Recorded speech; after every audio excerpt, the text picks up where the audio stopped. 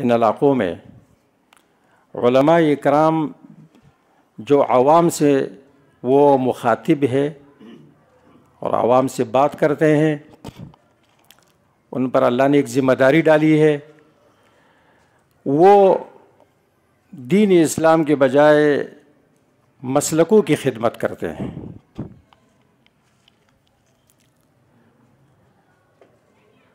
یہاں مفتی حماد صاحب نے بتایا کہ مختلف مکاتب فکر کے لوگ موجود ہیں۔ پاکستان میں دیوبندی ہے، بریلوی ہے، اہل حدیث ہے، جماعت اسلامی کے لوگ ہیں، یہی ہے نا۔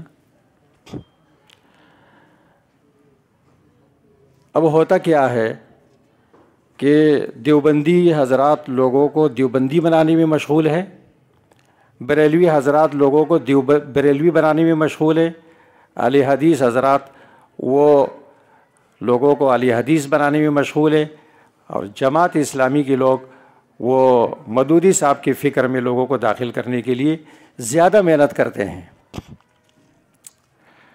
جبکہ ہمارے پیغمبر جس کے ہم وارث ہیں وہ دنیا سے جا رہے تھے تو انہوں نے فرمایا تھا ترکت فیکم امرین کتاب اللہ و سنتی۔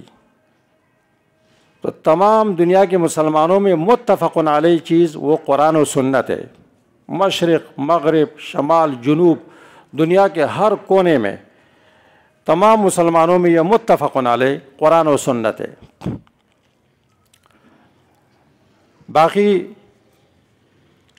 کوئی چاروں اماموں میں سے جس کی تقلید کرتا ہے، سلفی حضرات اہل حدیث وہ قرآن و سنت اور یا ائمہ کے اقوال میں انتخاب کرتے ہیں، یا شیخ الاسلام ابن تیمیہ رحمہ اللہ کے اس پہ چلتے ہیں، چلتے رہیں، اہل حق ہے سب۔